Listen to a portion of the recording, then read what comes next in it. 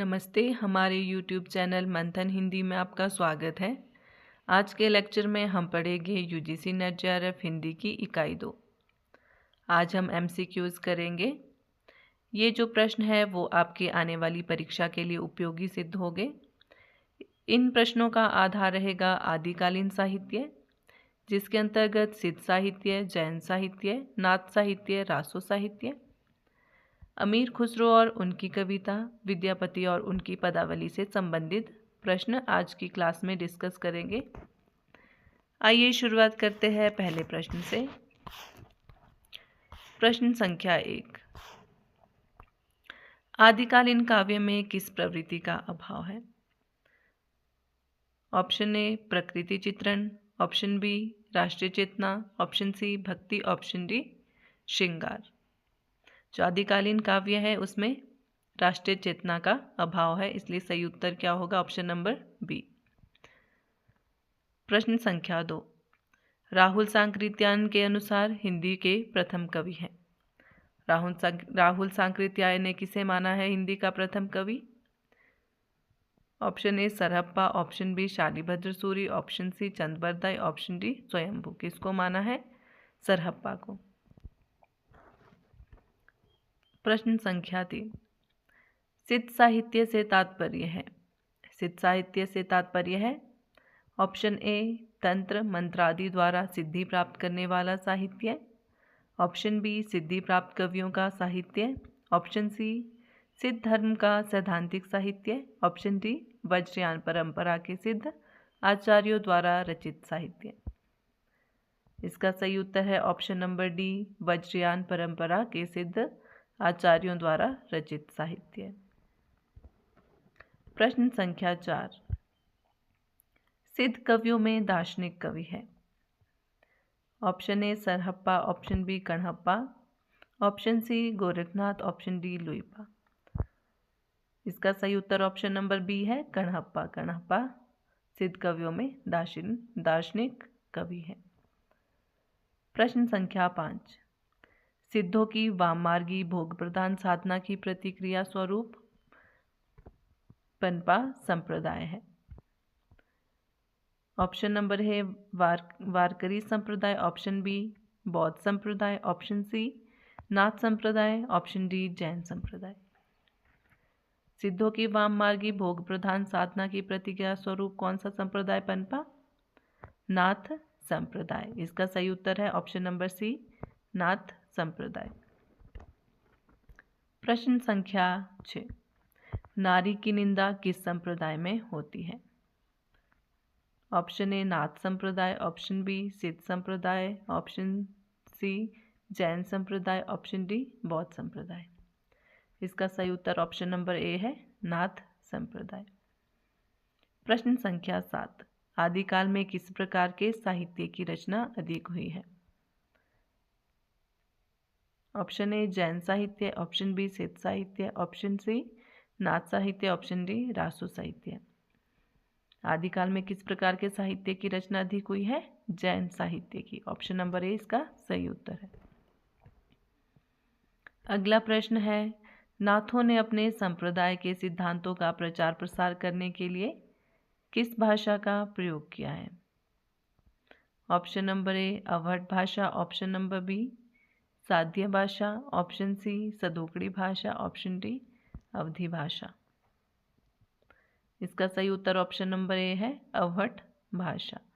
जो नाथ है वे अपने सिद्धांतों का प्रचार प्रसार करने के लिए अवहट भाषा का प्रयोग करते हैं। संधा भाषा का अर्थ है। संधा भाषा का क्या अर्थ है? ऑप्शन नंबर ए अंत साधनात्मक अनुभूतियों का संकेत करने वाली प्रतीक भाषा। इसका सही उत्तर भी यही है ऑप्शन नंबर ए। प्रश्न संख्या 10। संधा भाषा का प्रयोग किया है। ऑप्शन ए सिद्धों ने, ऑप्शन बी संत कवियों ने, ऑप्शन सी जैन कवियों ने, ऑप्शन डी अपभ्रंश के कवियों ने। सिद्धों ने संधा भाषा का प्रयोग किया है। इसका सही उत्तर ऑप्शन नंबर ए है। प्रश्न संख्या 11। डॉक्टर नरोत्तम स्वामी रासो शब्द की व्युत्पत्ति किस शब्द से मानते हैं? नरोत्तम स्वामी किस शब्द से रासो शब्द की व्युत्पत्ति मानते हैं? ऑप्शन ए रासक, ऑप्शन बी रसिक, ऑप्शन सी रास, ऑप्शन डी रासो। इसका सही उत्तर ऑप्शन नंबर बी रसिक। प्रश्न संख्या 12, रासो शब्द का संबंध रसायन से किसने जोड़ा है? Option A Acharya Ramchandra Shukla, option B doctor Narottam Swami, option C Ganapati Chandra Gupt, option D Rahul Sankrityayan.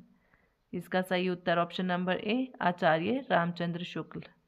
आचार्य रामचंद्र शुक्ल ने रासो शब्द का संबंध रसायन से जोड़ा है।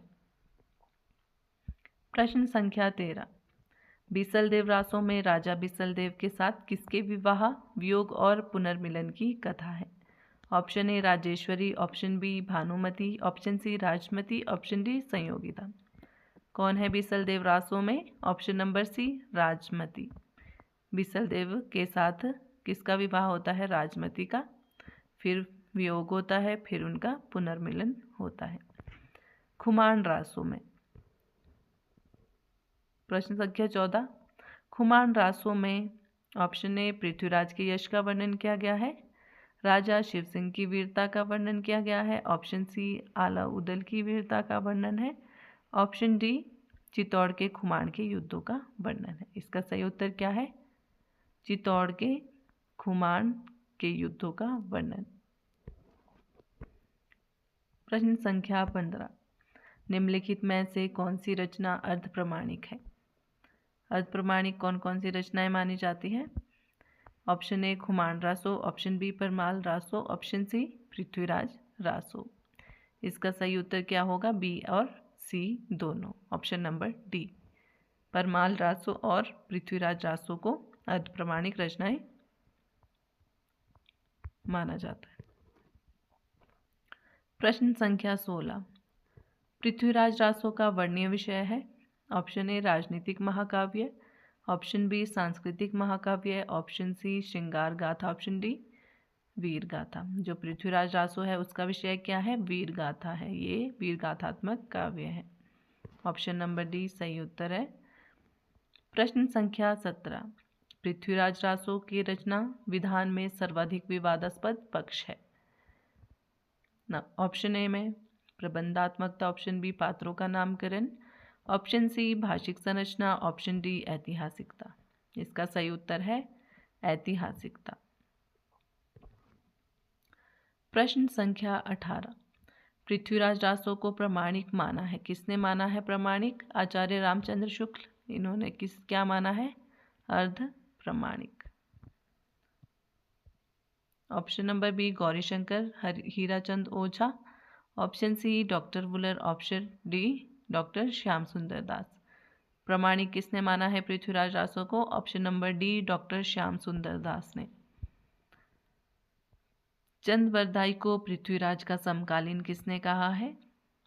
Option number A Garcin de Tassy, option B Acharya Ramchandra Shukla, option C Hazari Prasad Dwivedi, option D doctor Namvar Singh.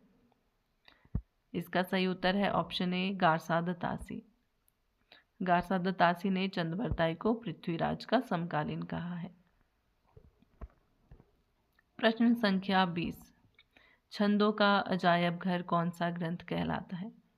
Option A Parmal Raso, option B Bisaldev Raso, option C Khuman Raso, option D Prithviraj Raso. Option number B छंदों का अजायब घर किसे माना जाता है? ऑप्शन डी पृथ्वीराज रासो को, ये इसका सही उत्तर है। प्रश्न संख्या 21, ऐसे रासो ग्रंथ के रचनाकार का नाम बताइए जिसकी रचना अजमेर के शासक से संबंधित है। Option A Dalpati Vijay, option B Narpati Nalha, option C Nall Singh, option D Madhukar Bhatt. इसका सही उत्तर है ऑप्शन नंबर बी नरपति नाला। प्रश्न संख्या 22, रासो काव्य और उनके रचनाकारों के संबंध में निम्नलिखित में से कौन सा एक सही सुमेलित है? पृथ्वीराज रासो जगनिक, परमाल रासो कलहन, हमीर रासो नरपति नाला, खुमान रासो दलपति विजय। इसका सही उत्तर ऑप्शन नंबर डी है। खुमान रासो किसकी रचना है? दलपति विजय को। अन्य विकल्प क्या है? गलत है। सही सुमेलित नहीं है। प्रश्न संख्या 23, निम्नलिखित कृतियों और उनके कृतिकार के संबंध में असत्य कथन को चुनिए। असत्य कथन को चुनना है। परमाल रासो किसकी रचना है? जगनिक की, सही है। खुमान रासो दलपति विजय की, ये भी सही है। संदेश रासक अब्दुल रहमान का है, ये भी ठीक है। जस चंद्रिका जिनी दत्त सूरी, ये गलत है। इसका सही उत्तर option number D.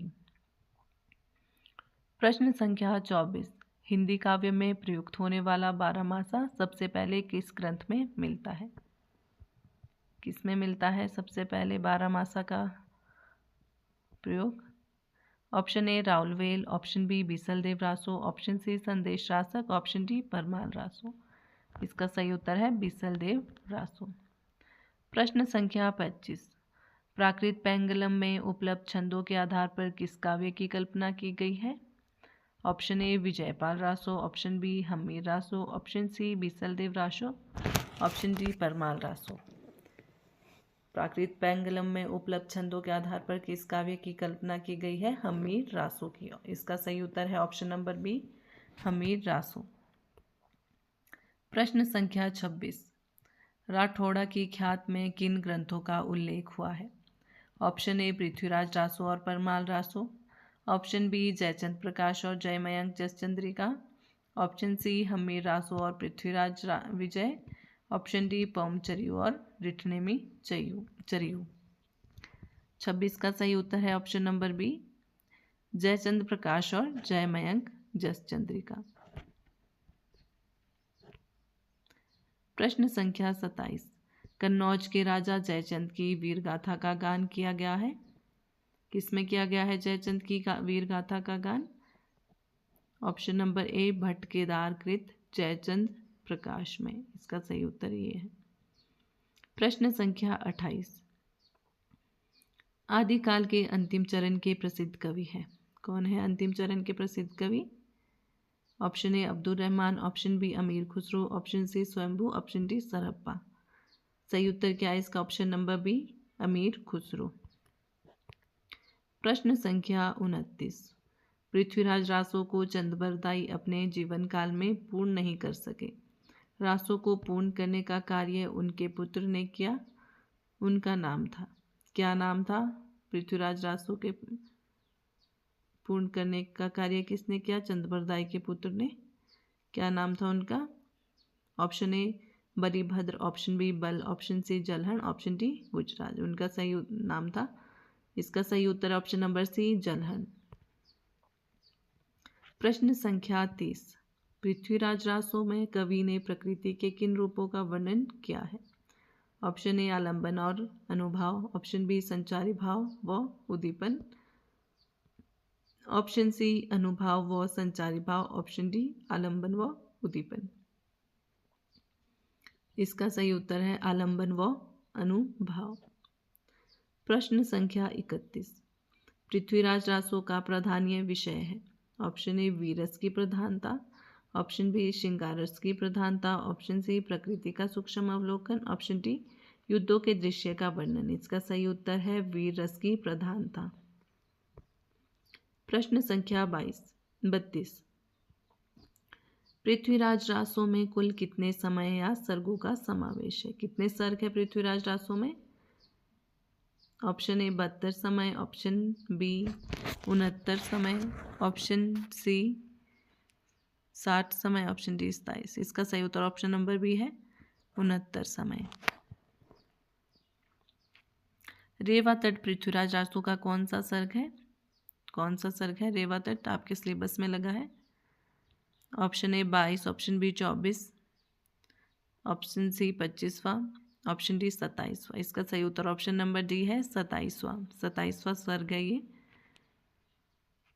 Prithviraj Chauhan ने के सेनापति चामन राय किस नगरी को जीत कर आए थे? इसका सही उत्तर क्या होगा? ऑप्शन नंबर सी देवगिरी को जीत कर आए थे। प्रश्न संख्या 35, सेनापति चामन राय ने पृथ्वीराज को कहाँ चलने के लिए प्रेरित किया? ऑप्शन ए रेवा तट के समीप के वन में आखेट के लिए।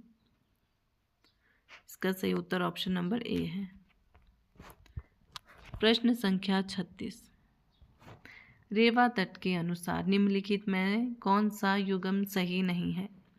चंद परदाई पृथ्वीराज के अनन्य सखा, चमन राय पृथ्वीराज के चाचा, तातार मारूफ खां गौरी का प्रधान सेनापति, ऑप्शन डी चंद पुंडीर लाहौर का शासक।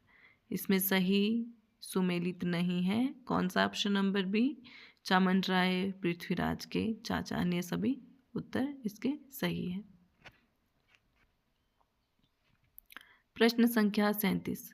रेवा तट पर किस प्रकार के जीव बहुतायत में पाए जाते थे? ऑप्शन ए विशालकाय सिंह और दीर्घकाय पक्षी, ऑप्शन बी एरावत हाथी के समान बड़े दांतों वाले हाथी, ऑप्शन सी बड़े बड़े सींगों वाले 12 सींगे व कस्तूरी मृग, ऑप्शन डी कबूतर, गोरैया, हंस, सरसादी पक्षी। इसका सही उत्तर ऑप्शन नंबर बी एरावत हाथी के समान बड़े दांतों वाले हाथी। प्रश्न संख्या 38। लोहिताक्ष सरोवर पर क्रीड़ा करने वाले हाथियों को श्राप किसने दिया था? ऑप्शन ए पालकाव्य ऋषि ने, ऑप्शन बी इंद्र ने, ऑप्शन सी दीर्घतपा ऋषि ने, ऑप्शन डी रंभा ने। इसका सही उत्तर ऑप्शन नंबर सी है, दीर्घतपा ऋषि ने दिया था। किसको दिया था श्राप? लोहिताक्ष सरोवर पर क्रीड़ा करने वाले हाथियों को। प्रश्न संख्या 39। पालकाव्य ऋषि और हाथियों में परस्पर प्रीति का कारण था। इसका सही उत्तर ऑप्शन नंबर बी है, पालकाव्य ऋषि भी एक हाथी थे। प्रश्न संख्या 40। हाथियों के दुर्बल होने का मुख्य कारण क्या था? ऑप्शन ए राजा रोमपाद ने उन्हें पकड़कर पिंजरे में डाल दिया था, ऑप्शन बी राजा रोमपाद ने उनके लिए भोजन की व्यवस्था नहीं की थी, ऑप्शन सी पालकाव्य ऋषि के विरह में हाथी कृशकाय होते चले गए, ऑप्शन डी राजा रोमपाद ने उन्हें युद्ध के मैदान में छोड़ दिया। इसका सही उत्तर ऑप्शन नंबर सी है, पालकाव्य ऋषि के विरह में हाथी कृशकाय होते चले गए। प्रश्न संख्या 41। पृथ्वीराज चौहान को रेवा तट पर आखेट करते समय चंद पुंडीर का पत्र मिला। उस पत्र का वर्ण्य विषय क्या था? ऑप्शन ए चंद पुंडीर ने पृथ्वीराज को अपने यहाँ आने का निमंत्रण भेजा था, ऑप्शन बी उसमें लिखा था कि शहाबुद्दीन गौरी ने चौहान पर आक्रमण करने के लिए एक बड़ी सेना तैयार की थी, ऑप्शन सी चंद पुंडीर पृथ्वीराज चौहान पर आक्रमण करना चाहता था, ऑप्शन डी चंद पुंडीर नहीं चाहता था कि पृथ्वीराज रेवा तट पर आखेट करे। इसका सही उत्तर है, उसमें लिखा था कि शहाबुद्दीन गौरी ने चौहान पर आक्रमण करने के लिए एक बड़ी सेना तैयार की थी। प्रश्न संख्या 42। तातार मारूफ खां पृथ्वीराज रासो के अनुसार संभवतः कौन था? इसका सही उत्तर क्या होगा? Option number C Shahabuddin Ghori का प्रधान सेनापति। जो तातार मारूफ खां था वो कौन था? शहाबुद्दीन गौरी का प्रधान सेनापति। प्रश्न संख्या 43। शहाबुद्दीन गौरी और पृथ्वीराज चौहान के बीच 4 दिन तक युद्ध चला, अंत में क्या परिणाम हुआ? इसका सही उत्तर है option number B Prithviraj Chauhan के एक योद्धा गुज्जर ने गौरी को पकड़ लिया। प्रश्न संख्या 44। खालिक बारी दो सकूने तुगलकनामा के रचनाकार है, कौन है? Option number A Amir Khusro, option B Dompipa, option C Swayambhu, option D Devsen.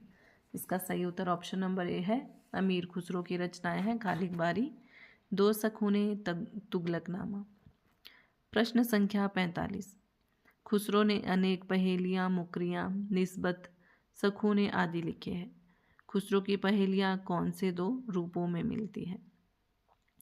Option A मुकरियाँ सखूने, सखूने निस्बत, अंतरलापिका बहिर्लापिका, ऑप्शन डी पहेलियाँ और निस्बत। इसका सही उत्तर ऑप्शन नंबर सी है, अंतरलापिका और बहिर्लापिका। अंतरलापिका कौन सी पहेलियाँ होती हैं जिसमें इसका उत्तर पहेली के अंदर ही छुपा होता है और बहिर्लापिका में उत्तर आपको ढूंढना पड़ता है। प्रश्न संख्या 46। अमीर खुसरो की पहेलियों में कौतूहलता और वैचित्र्यता मिलती है। खुसरो ने किस अलंकार का प्रयोग करके अपनी इन मुकरियों पहेलियों में चमत्कार पैदा किया है? ऑप्शन ए उत्प्रेक्षा अलंकार, ऑप्शन बी विभावना, ऑप्शन सी अपनौती अलंकार, ऑप्शन डी अनियोक्ति अलंकार। किस अलंकार का प्रयोग किया है खुसरो ने अपनी पहेलियों में? अपनौती अलंकार का। इसका सही उत्तर ऑप्शन नंबर सी है। प्रश्न संख्या 47। अमीर खुसरो हिंदी के श्रेष्ठतम साहित्यकार थे। खुसरो ने हिंदी साहित्य में किस भाषा की नींव रखकर हिंदी साहित्य के इतिहास में अपना अभूतपूर्व योगदान दिया? Option A Rekhta, option B Dakshini Urdu, option C Brajbhasha, option D Hindi Khadi Boli. इसमें दिया उन्होंने अपना अभूतपूर्व योगदान option number D Hindi Khadi बोली में। प्रश्न संख्या 48। अमीर खुसरो के संदर्भ में निम्नलिखित में से कौन सा कथन असत्य है? ऑप्शन ए अमीर खुसरो ने ही हिंदी खड़ी बोली की नींव रखी है, ऑप्शन बी अमीर खुसरो रीतिकाल के महानतम कवि व शायर थे, ऑप्शन सी अमीर खुसरो आबी फारसी हिंदी के प्रकांड विद्वान थे, ऑप्शन डी अमीर खुसरो को सर्वाधिक ख्याति पहेलियाँ, मुकरियाँ तथा फुटकर गीत लिखकर मिली। इसका सही उत्तर है option number B Amir Khusro रीतिकाल के महानतम कवि व शायर थे। ये कथन असत्य है क्योंकि जो अमीर खुसरो है वो आदिकाल के कवि थे। प्रश्न संख्या 49। मनोविनोद अमीर खुसरो की अद्वितीय विशिष्टता थी। इसके लिए उन्होंने पहेलियों की रचना की। पहेलियों से साम्य रखती उनकी अन्य रचनाएं हैं। कौन कौन सी है? मुकरियाँ, निस्बतें, 2 या 3 सखूने। इसका सही उत्तर क्या? ऑप्शन नंबर ए है मुकरियाँ, निस्बतें, 2 या 3 सखूने। प्रश्न संख्या 50। विद्यापति पदावली में किस रस की प्रधानता है? किस रस की प्रधानता? ऑप्शन नंबर ए वीर रस, ऑप्शन बी श्रृंगार रस, ऑप्शन सी करुण रस, ऑप्शन डी वात्सल्य रस। इसका सही उत्तर ऑप्शन नंबर बी है श्रृंगार रस। प्रश्न संख्या 51। विद्यापति की पदावली में ऑप्शन ए आश्रयदाता की प्रशंसा है, ऑप्शन बी वीरस की प्रधानता है, ऑप्शन सी श्रृंगार की प्रधानता है, ऑप्शन डी भक्ति और श्रृंगार दोनों है। जो विद्यापति की पदावली है उसमें भक्ति और श्रृंगार दोनों है। इसका सही उत्तर ऑप्शन नंबर डी है। प्रश्न संख्या 52। निम्न में से कौन सी रचनाएं विद्यापति की नहीं है? ऑप्शन ए गया पतलक, शैव सर्वस्वसार, ऑप्शन बी वर्णकृत्य पुरुष परीक्षा, ऑप्शन सी कीर्तिलता कीर्ति पताका, ऑप्शन डी बर्वे रामायण और गीतावली। इसका सही उत्तर क्या है? Option number D. जो ऑप्शन नंबर डी में बर्वे रसायन और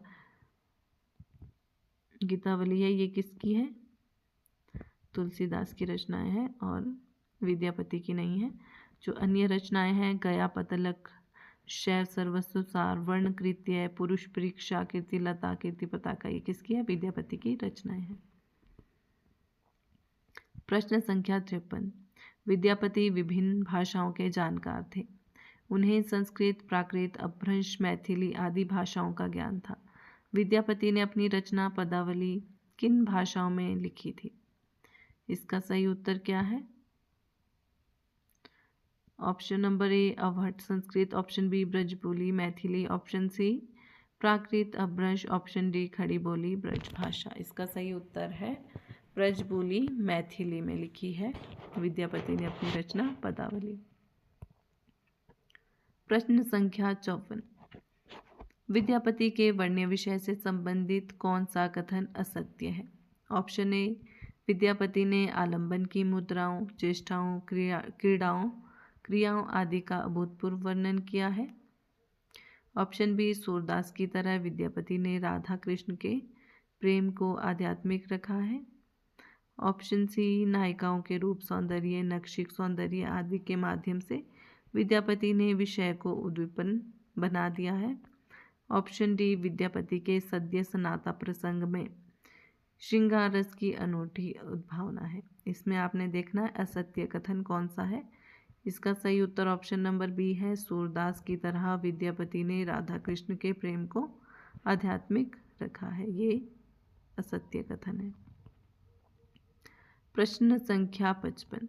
आदिकालीन किस रचना में तिरहुत के शासक की प्रशंसा का वर्णन है? Option A Parmal Raso, option B Kumar Raso, option C Padavali, option D Kirtilata. जो तिरहुत के शासक की प्रशंसा किसमें है? कीर्तिलता में। प्रश्न संख्या 56। निम्नलिखित कृतियों और उनके कृतिकारों के संबंध में असत्य कथन है।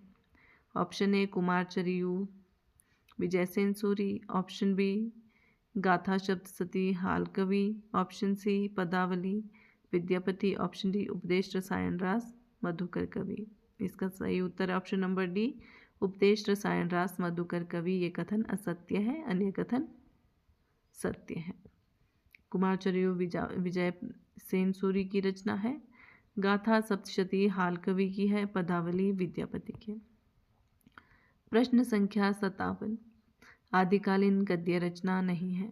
Option A Raulvel, option B उक्ति व्यक्ति प्रकरण, ऑप्शन सी वर्ण रत्नाकर, ऑप्शन डी इनमें से कोई नहीं।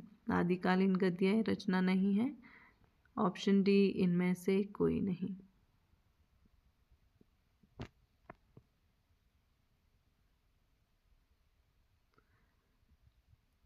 प्रश्न संख्या 58। हिंदी में नक्षिक वर्णन की श्रृंगार परंपरा का आरंभ माना जाता है। ऑप्शन ए परमाल रासों से, ऑप्शन बी संदेश Rasak, option D राउलवेल, option D गाथा सप्तशती। इसका सही उत्तर ऑप्शन नंबर सी है राउलवेल।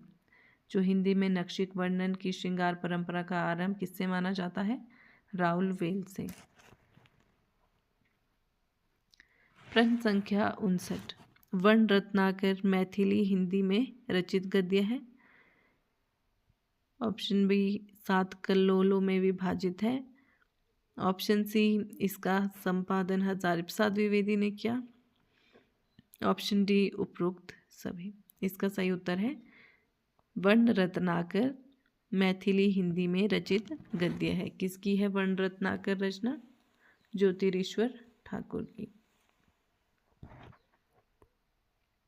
प्रश्न संख्या 60। ढोला मारूरा दोहा का वर्णीय विषय है। प्रेम वर्णन, ऑप्शन बी आश्रयदाता की प्रशंसा, ऑप्शन सी युद्ध वर्णन, ऑप्शन डी 11वीं शती के लोक जीवन का वर्णन। इसका सही उत्तर है प्रेम वर्णन। ढोला मारूरा दोहा का वर्णीय विषय है प्रेम वर्णन। प्रश्न संख्या 61। आदिकालीन लौकिक साहित्य की श्रेणी में सम्मिलित नहीं है। Option A Vasant Vilas, option B Amir Khusro की पहेलियाँ, option C Jaymayank Jaschandrika, option D Dhola Marura Doha. इसका सही उत्तर है अमीर खुसरो की पहेलियाँ।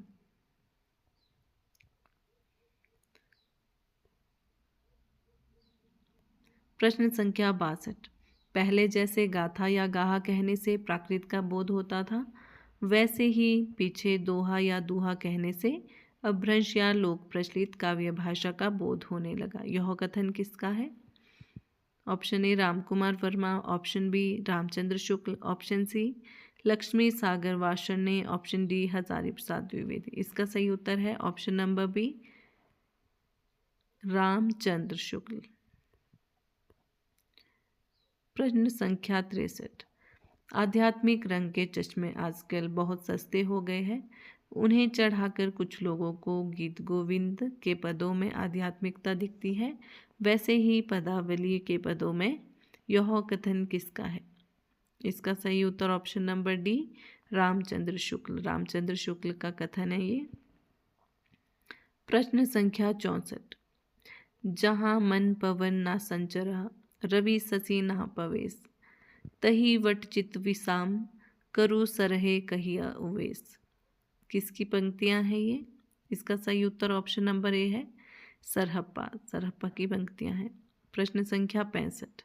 सहसव जौवन दुहु मिली गेल, सवनक पथ दुहु लोचल लेल, वचनक चातुरी लहु लहु ह्रास, धरनीय चांद कैल परगास। किसकी पंक्तियां हैं ये? सहसव जौवन दुहु मिली गेल। इसका सही उत्तर ऑप्शन नंबर बी है विद्यापति। विद्यापति की पंक्तियां हैं। आशा करती हूँ आपको क्लास अच्छी लगी हो। धन्यवाद।